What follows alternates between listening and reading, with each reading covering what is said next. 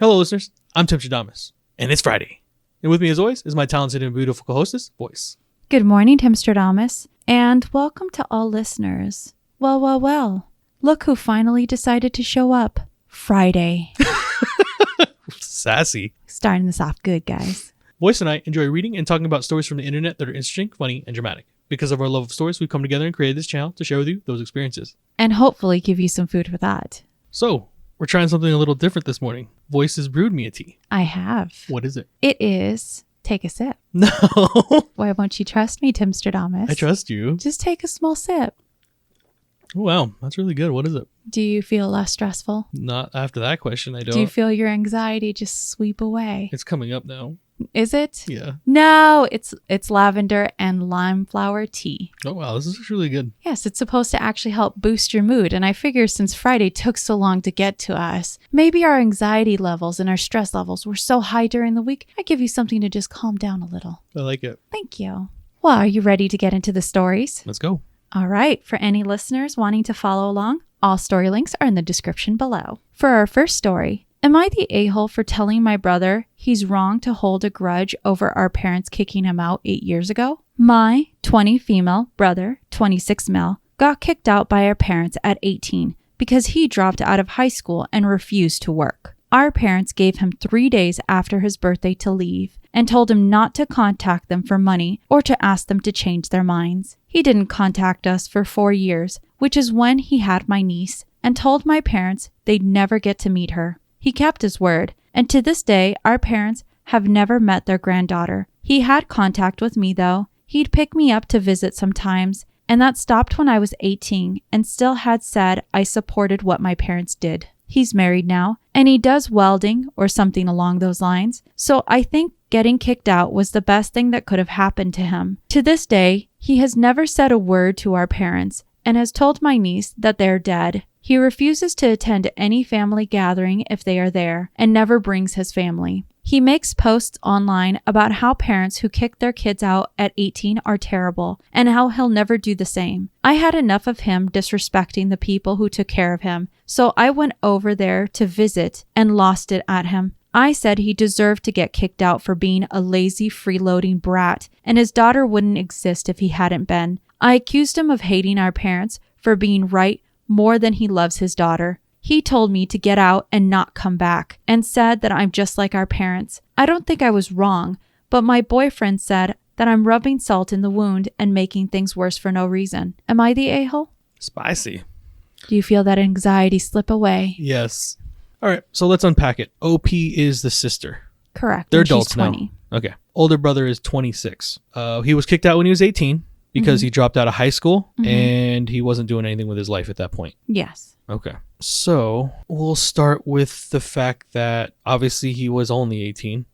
I don't like that he dropped out of high school. Was there ever a reason as to why he dropped out? No, actually, there's no profile left. It looks like they might have deleted the account. Okay, wow. That sucks. But it sounds like at least he's been able to pick himself up and move on with life. Did they ever say what his occupation? Oh, welding. Welding, okay, yes. So what I understand about that trade makes decent money, so good for him. It's dangerous, but good for him. As far as the grudge being held for 8 years, I think he has a right to feel that way. The parents never apologized. Everyone still is on their firm stance that what they did was the right thing for the kid. Correct. From what I'm understanding. That sucks that the family basically abandoned him. He wasn't a druggie from what we understand. No. There wasn't any red flags like that, right? He was just not ambitious. Correct. Is basically what he's being filed for as a 18-year-old. The best way that a commenter actually, I guess you could say, described her brother is probably just a challenging teenager. Okay. Listless, didn't really have a direction yet. Correct. Okay, but they weren't willing to help him with that. They were just like, you dropped out, you have no direction, get out. The second he hit 18.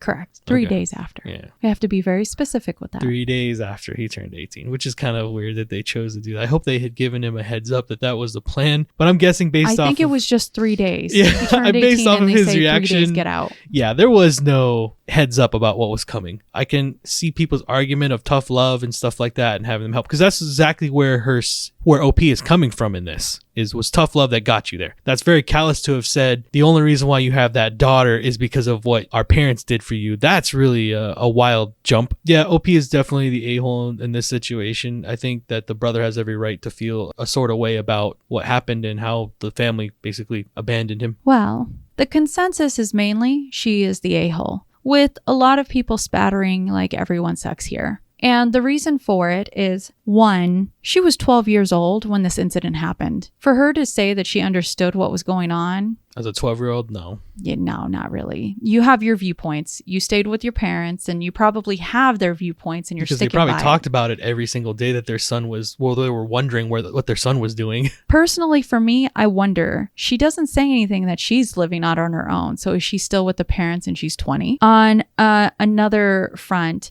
a lot of people took it really bad that she considered him lazy, freeloading brat for something that she was still Might be doing a now. Little brat because she was young and 12. didn't know what was going on, at least to the extent. From their parents' side viewpoint anyway.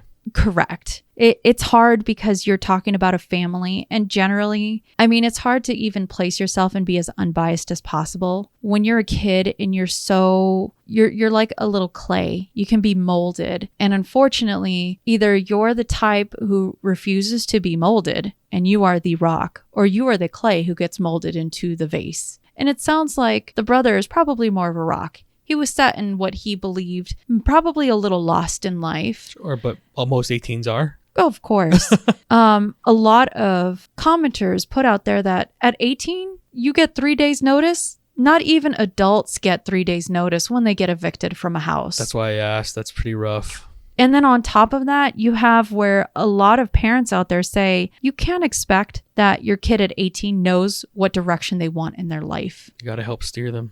Exactly. There was actually quite a few parents out there that said, if you think that once your kid turns 18, you stop being a parent, you are callous and dumb, because the moment that you have that kid, you are a parent for their whole life. Gotta guide them. And in this case, I mean, we had one commenter who was saying for her son, he was what she considered a challenging teenager and was very listless and could not find his purpose in life. And then he went into the military and found his purpose, so much so that he enjoys it. And now he knows what to do in life. But she said he didn't actually reach that point till he was 25. The best thing you can do is protect your child. Hope that they don't get into hard drugs and into peers that would twist them into a person that is angry or hurtful to other people. That's the best that you can hope for as a parent. Well, throwing him out at 18, you were increasing the odds that kind of stuff was going to happen to him. Exactly. If anything, it sounds like he probably got together with, I'm hoping he's still with his either girlfriend or wife, because they have a kid together, which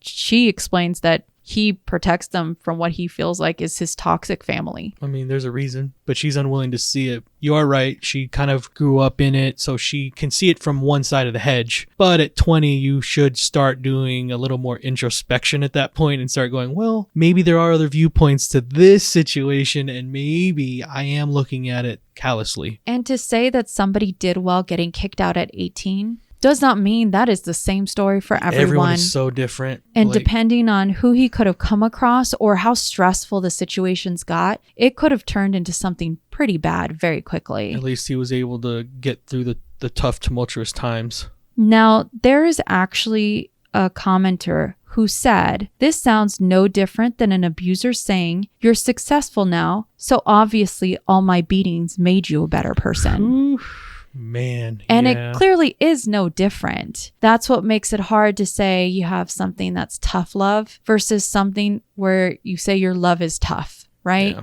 Your love can surpass all things and help build someone rather than you cut it off because you feel like it is a dead limb. So it's hard to find that balance. Well, that was pretty heavy for a Friday start, wasn't it? Well, let's go to some roommates. Maybe we'll, I don't know, enjoy a pole dance. For our next story. Yes, please. Am I the a-hole for telling my roommate my stripper pole is staying in the living room? Let's go. I'm on the ride. On the pole? I'll get on the pole. A few months ago, I, female 20, decided I wanted to take up pole dancing. I told my roommates Amanda, female 20, and Holly, female 26, that I was thinking of getting one and installing it in the living room, and they said, go ahead. Side note, we had no furniture at the time, so this pole was installed in an empty living room. A little while later, since nobody else was getting furniture, I got a couch off Facebook Marketplace. Holly also got a TV for the living room. Right after we got the TV, Holly demanded that we move the pole out of the backside of the living room so that the TV and couch could fit in the corner where the pole already is. I was confused by her request because the couch was already placed close to the center of the living room and there was an outlet available for the TV to go in front of the couch. I asked Holly why she wanted to move it into the corner, and she said because she wants a cozy little nook. I told her that the pole is quite difficult to move and install, and the pole being in its existing spot gives me enough room. The new spot she suggested would have me slightly in the way of the hallway, and I couldn't tell if there was a stud where she wants to move it to. Because of those reasons, I told Holly kindly that I wouldn't be moving the pole, and the couch can stay where it is on the other side of the living room, partly because I own the couch, and since she simply asked me, I'm allowed to say no. She didn't respond well to this. She contacted our rental company and told them that we had an unauthorized stripper pole in our unit that no one agreed to. An administrator came to our unit and told me that the pole needed to be removed. I was obviously pissed she snitched on me, so I told Holly if she still wants her cozy little nook, she can get her own couch. I'm restricting her from using mine. Am I the a-hole? Wow. Oh my goodness gracious. The petty in here is peak.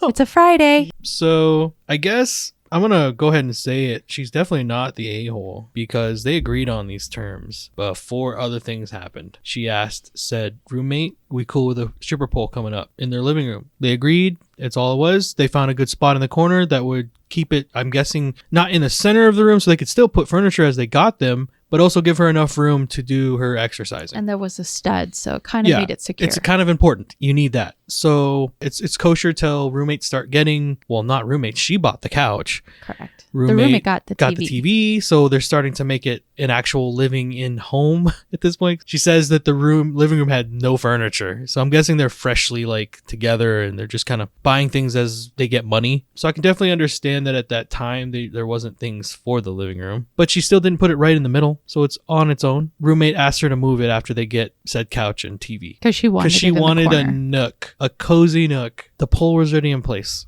That's where I'm like, you guys already agreed on it. And then the worst part of this story. Then she goes and calls the rental company, which then sends someone out to go tell her to take down stripping pole. Correct. Whoa. How big of a dunce are you that that's okay to get what you want? And then to think that everyone was going to be copacetic, still living together. What? I don't get it. That's a terrible human. By the way, you didn't give me what I wanted, so I'm going to rat you out. What? She is pretty bad. Now I can understand, I guess. No, I can't. There's no way the OP is the a-hole in my viewpoint. You just lost a cool pole dancing friend out of the situation. That sucks. Well, in this case, everyone sucks here. So they say, well, yes, the agreement was that she would have the pole up. Technically, nothing's ever truly set in stone. Okay. There should have been a little bit more of... an understanding. Yes. I guess you could say they're just being young. And now, did her roommate go too far? Oh, yes. Calling someone? Oh, but my goodness. To say that somebody can't use a couch that you put in a communal area I guess I didn't even also pretty petty. I didn't touch on that part either. Yeah, it's kind of weird. Like, this is my couch now. Yeah. Touch. You can't, I pay for this. You can't have... Yeah, it's very in front weird. Of it. Ooh. But essentially, they say everyone sucks here. Okay. And if anything, her roommate's going to just lose out on her being a roommate. Yeah. She should just find somewhere else to live at this point, or make it to where she goes ahead and signs out. That's gigantically awkward. You called someone. Oh, yeah. To go and get what you wanted from the situation. Oof. Well, that was a pretty awkward situation. Roommates. For our next story, am I the a-hole for selling a family heirloom to pay for my destination wedding? My fiance, 38 female, and I, 39 male, are planning to get married this summer. We both want to have quite a lavish wedding at a winery in another state. The two of us agree that it's the most important occasion in our lives, so we should make it as memorable as possible. We both have stable jobs and a good amount of savings, but it's not quite enough for the admittedly ambitious plans we have in our heads. My father passed away in January, and in his will, he left me a very valuable, think 5 figures, family heirloom. I'm not much for big family traditions, so although it's a nice thing to have, I'm not massively attached to it. I have plenty of other good memories of my father, and I don't need a fancy heirloom to remember him by. My brother, 34 male, however, is a huge history nerd and is really attached to it. He was very upset by my father's decision in the will. The reason it went to me and not to him is that this has been traditionally passed to firstborn sons. My fiance and I don't plan to have children, and I think he assumed, therefore, that he or his children would be in line to get it if I were to pass away. After some discussion, my wife-to-be and I decided that we would like to sell the heirloom to pay for our wedding. My brother, who is also my best man, was furious when he found out and said he wanted nothing to do with the wedding anymore. He thinks my wife-to-be and I are behaving like spoiled brats. In addition, he's convinced my uncle and cousins not to come to the wedding either. With our parents having passed away, this means that virtually none on my family will attend the wedding, which I'm really upset about. I think since I legally inherited the heirloom, I can do what I want with it. I think he's just upset because I ruined his expectations of one day inheriting it. But since my uncle and cousins agree with him enough that they're not coming to the wedding, I'm not sure I'm in the right. Am I the a-hole? Edited, accidentally called my fiance my wife in a couple of places. Well, even though you had a cute gaffe, you're still a giant wiener jacket. That, yes, you pointed out, you do inherit it, but that doesn't mean you get to sell it. I don't care if it's worth, he said 6 figures? 5 figures. 5 figures? That's great, but it obviously is I would love to know what this item is because it sounds very important. You have an entire rest of your family not coming to your wedding over it, man.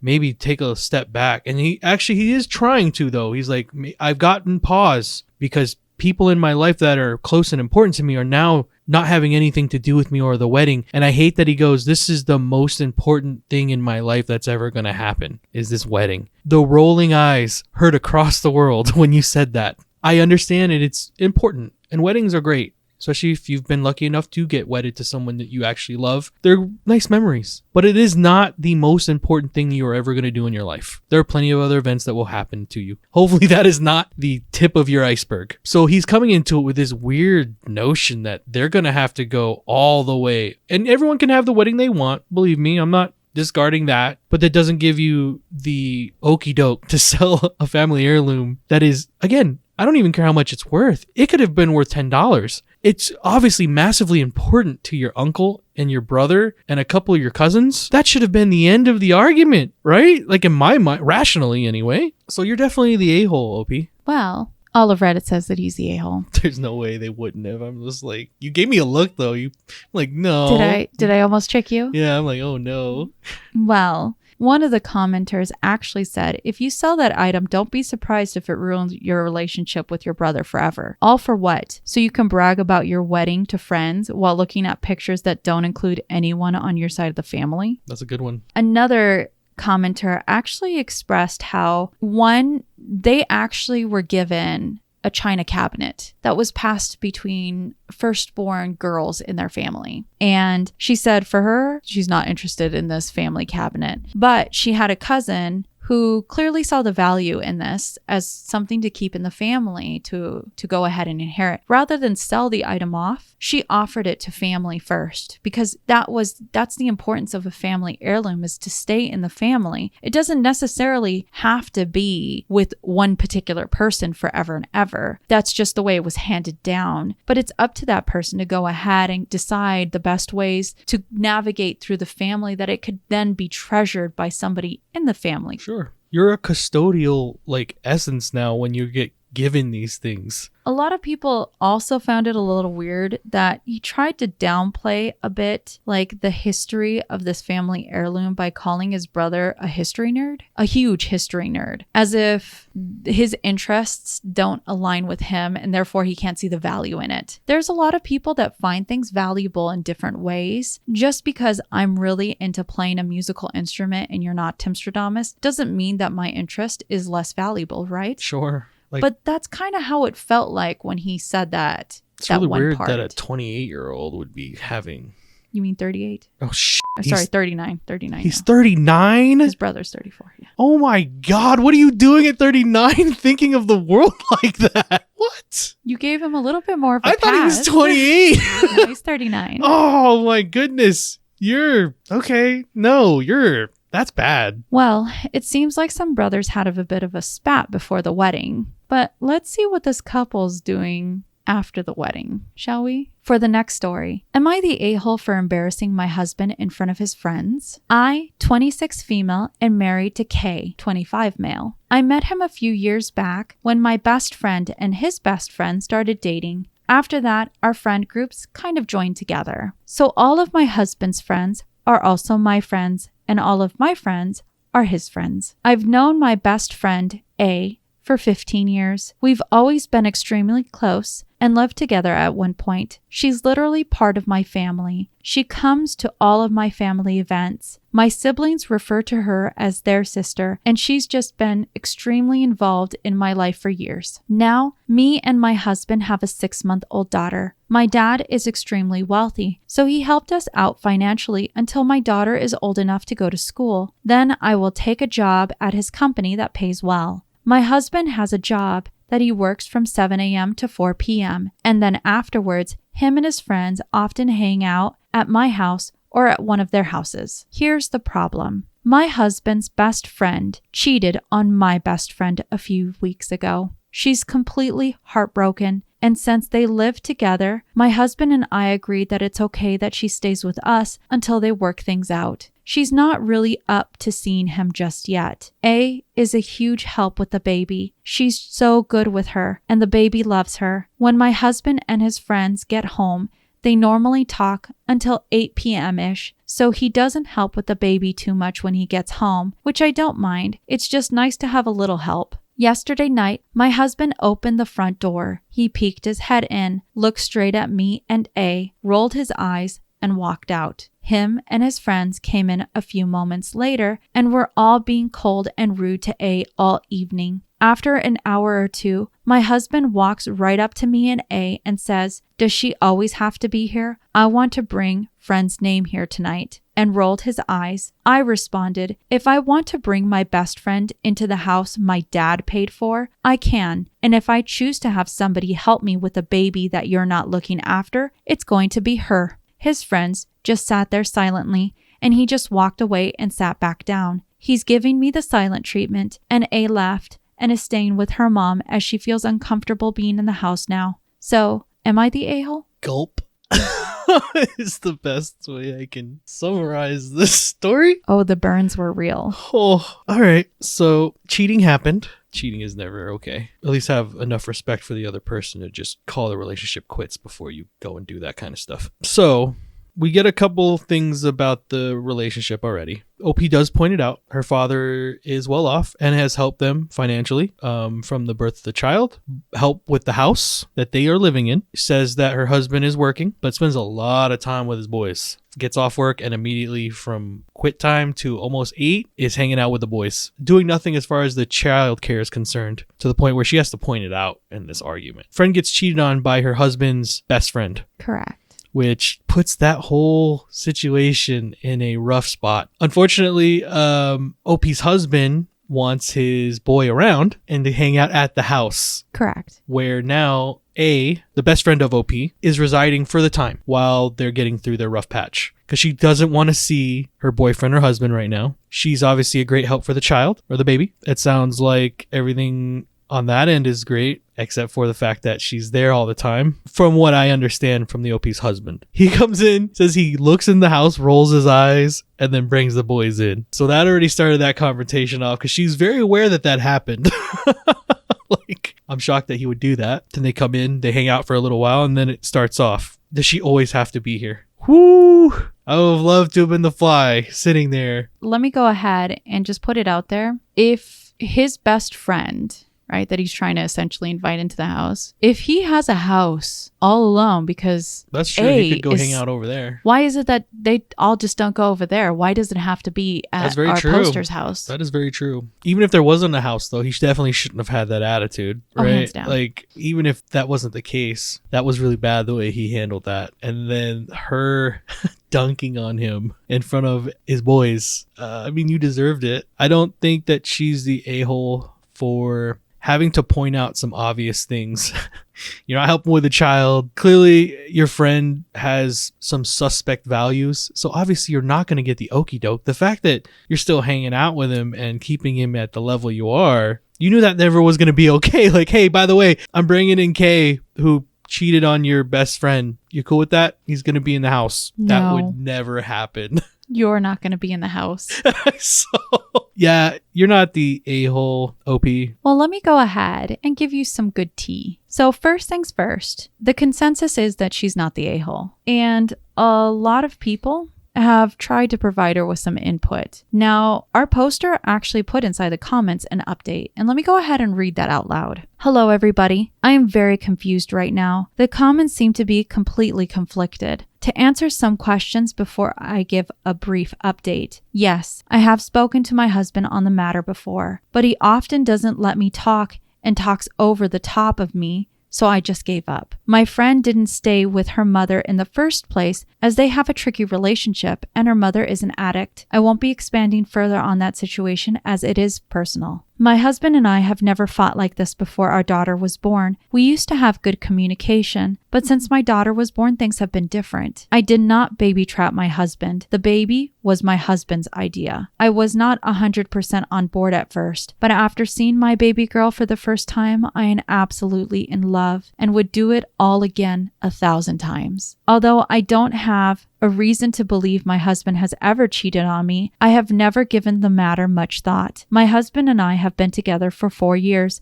and nothing has ever been unusual to me. My husband and his friends have always been welcoming to me and A beforehand, and I have reason to believe her ex has twisted the story and said something. Now for the update. After reading a few comments the day I posted this, I spoke to my husband. I told him that I want more communication and I don't understand where the anger in our relationship has come from. He told me he just needs time to process the situation before talking. We haven't spoke about it since. We haven't spoke much about anything really. I do really love my husband. He's the only one for me, but I'm just confused. I will respond to as many comments as possible. I have checked this post since the first posting, so please don't feel ignored. I am trying my very best to see every perspective and opinion. Ooh, well, the one thing that she definitely needs to do, kind of sounds like they definitely need to go ahead and get themselves into couple counseling to learn how to talk to each other again. It sounds like the baby added a new dynamic that kind of sounds like Opie's husband wasn't ready for.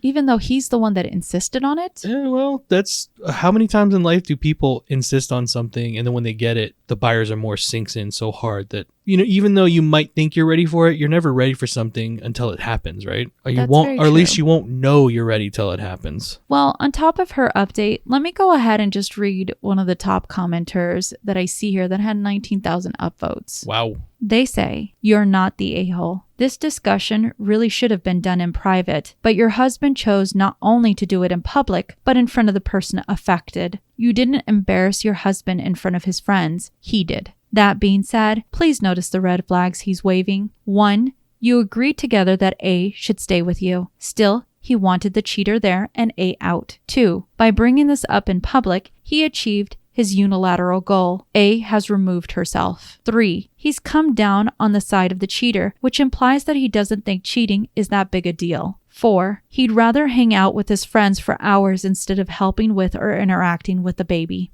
5. He's giving you the silent treatment. From the contents of this post, I get the impression that he has a limited investment in this marriage. They also thank everybody for the upvotes on this post. Well, let's go ahead and leave that relationship for our next story. Am I the a-hole for not letting my nephew bring his service dog to my wedding? I, 27 female, am getting married in a few months to my fiance, 28 male. We have been planning our dream wedding for over a year, and everything is finally falling into place. However, there is one issue that has been causing quite a bit of controversy in our family. My nephew, 18 male, James, has a service dog, Max, for his anxiety and panic attacks. Max is a well-trained and well-behaved dog, and he has been a great help to James over the years. However, I am severely allergic to dogs, to the point where I could have a severe reaction if I am around them for an extended period of time. This is something my family is well aware of. When we sent out the invitations for our wedding, we made it clear that there would be a strict no pets policy due to my allergies. James and his parents approached us and asked if Max could be an exception, as he is a service dog and not just a pet. They assured us that Max would be on his best behavior and that he would not cause any problems. As much as I understand the importance of Max to James, I said no. My wedding day is supposed to be one of the happiest days of my life, and I don't want to risk having a severe allergic reaction during the ceremony or reception. I explained this to James and his parents, and I offered to help find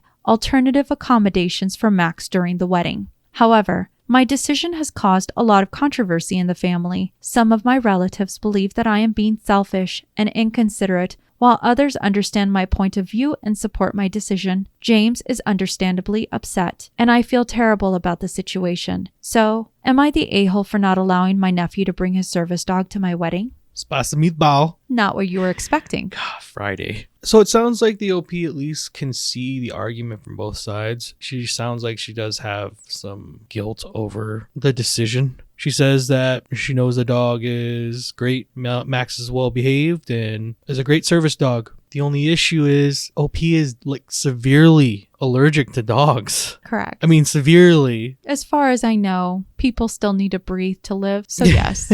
So like there's that there where that just seems like a very basic thing, right? I mean, we're very serious when it comes to people's allergies. What I'm kind of shocked at is the family sitting there going, let the dog in. Like, seriously, stop it. You can live. You're right. You don't need air to breathe. What are we talking about? Like, I understand certain weird nuances of weddings and all these stories that we do get into, but when it comes to your health, I mean, maybe there's things that they can do, but no, I don't think so, right? I mean, you can't bubble wrap that dog and keep it like, what we're asking for is that during the ceremony that this animal not be there. Correct. That's it. I understand it's a service dog and it's very important to the 18-year-old. Apparently Max has been around and helped do a lot of stuff, but it's a wedding that's not yours. The OP is allergic. I don't know if I can say that and emphasize this enough to other human beings, but this isn't like some weird, well, just bear through it, you'll be fine. She's literally saying, I don't want to have an allergic reaction while I'm getting married in the middle of it. How is that insensitive or improper or hurtful in any way?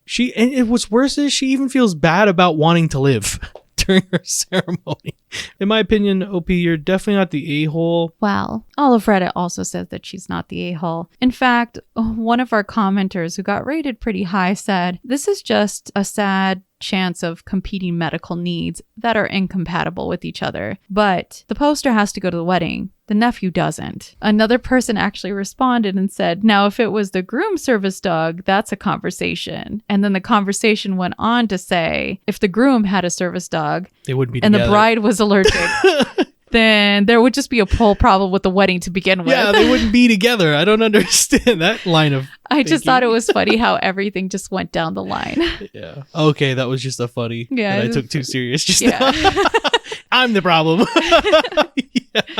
But yes, it wasn't anything to say that the service dog was bad and that there was anything regarding that. It was just a health concern. Oh. And if her family can't understand that, there's not much you can say to that. Well, I hope there's another way for the kid to go and enjoy the ceremony and do it without Max for just a little bit. Because, yeah, I mean, hopefully there is. I don't know anything about other coping mechanisms for that, but hopefully they can come around to something. Wow. That was quite an interesting situation. Yes, it was. So let's go on to our very last story of the day, and I look forward to what you think. Uh-oh.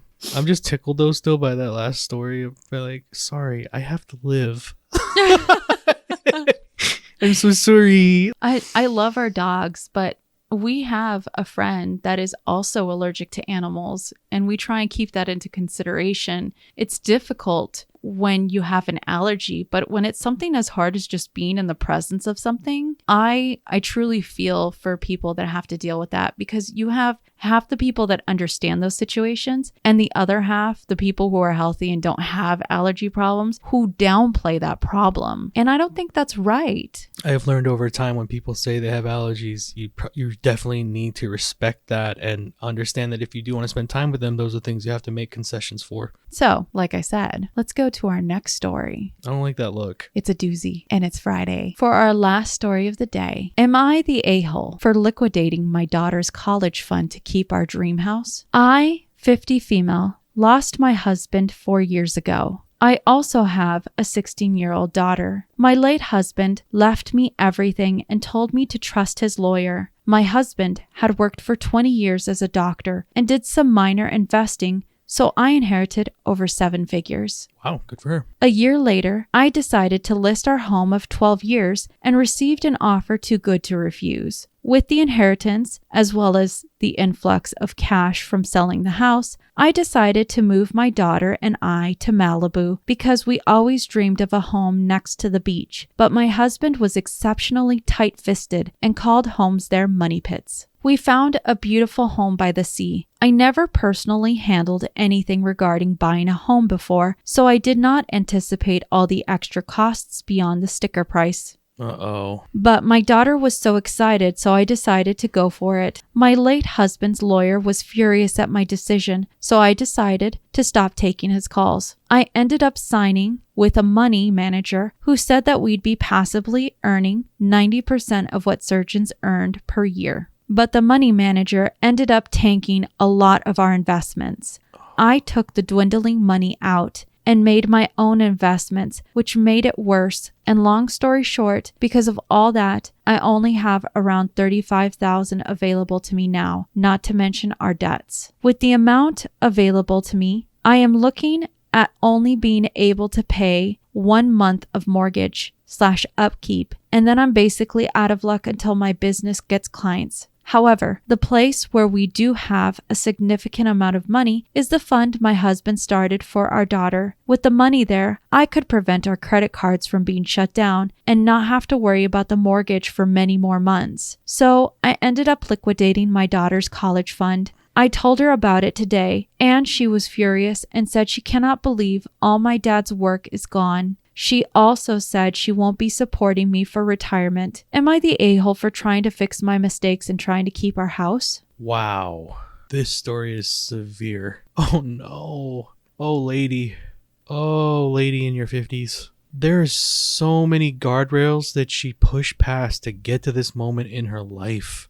For starters, you are a gigantor a-hole. I cannot believe what you've done. Your husband, you said he was a surgeon. Correct. Made decent money, good investments, sound investments.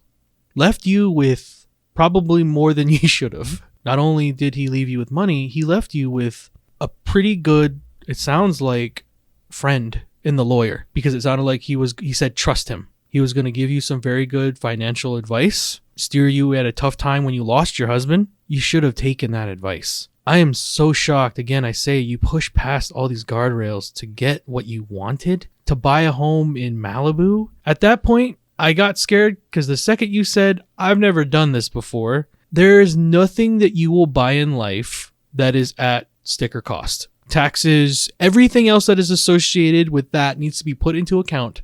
That's very true, everyone. I am so befuddled at this story because what we're talking about is probably millions of dollars. You pissed away millions of dollars when you had a home that you already were in. You're in your 50s. You got a very nice nest egg because of, unfortunately, your husband passing away.